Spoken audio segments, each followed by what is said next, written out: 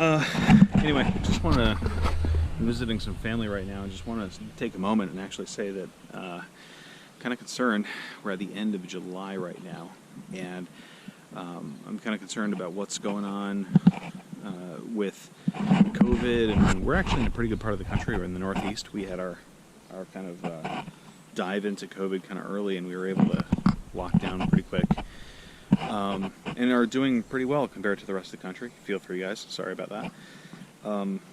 But there's a lot of stuff going on. So on our drive up here, my parents are up in New York. We're visiting them, and on the drive up here, we saw some travel restrictions that are coming in August. I used to work for a company that did a lot of travel, and some of my family members work for companies that do a lot of travel, and they're definitely feeling the impact of it. So if your job requires travel, specifically at a moment's notice, and now there's states that you can't travel to without a mandatory quarantine upon your return or anything, I feel for you guys. And especially service workers, restaurant workers, all of that. It's hard, and we'll figure out how to get through this. But one of the other things that I want to talk to groups, I'm going to get out of the sun because it's in my eyes right now. One of the other groups I want to give a shout out to is parents. So I have 2 young kids, and I don't talk about them a lot because it's not really your business. But I do have 2 young kids, both school age, and are both considering going back to. We're considering sending them back to school in the fall. And I had a Zoom call with their school district a couple of nights ago. And I'm concerned. There were 160 something people on the call, and it's not an easy decision for anyone to be sending their kids back to school with all of this, and it's not easy on school districts to figure out what's going on with kids. Some things that were abundantly clear for us is that there's still a lot of unknown that's sitting out there. There's a lot that people don't know. It's probably going to be shortened school days. There's probably going to be periods where we're going to go into alternating, kids are only in school Monday, Wednesday, Friday, and then the week after that they're only in school Tuesday, Thursday, and having alternating groups. And then there's going to be periods potentially where the school could be closed down just entirely, and it's 100% remote learning.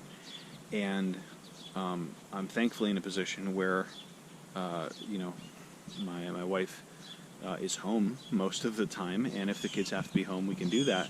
But there's a lot of parents out there where that's not an option with the job that you have, especially if a school day was 7:30 to 3:30 and now it's 9 to 2 or something like they're talking about the possibility of. We can't really work with that in the traditional sense.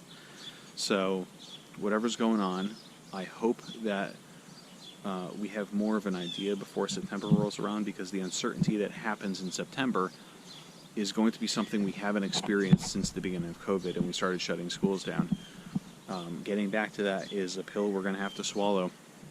On top of that, there is civil unrest and all the difficult things that are going on. Getting ready for November, regardless of what side you fall on, I think it's going to be difficult. So no matter what, it's not like any person who wins in November is going to be some magic pill and all of a sudden the U.S. is going to recover. I think no matter what, it's going to be difficult.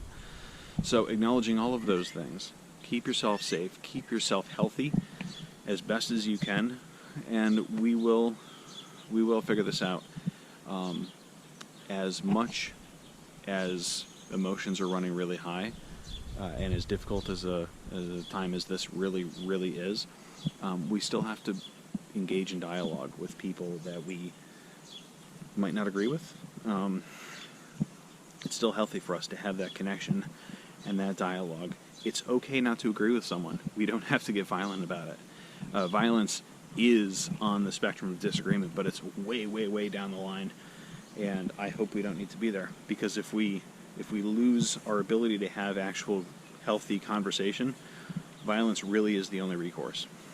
So let's prepare as best as possible, not for violence, because that sounds really aggressive, but let's prepare to defend ourselves.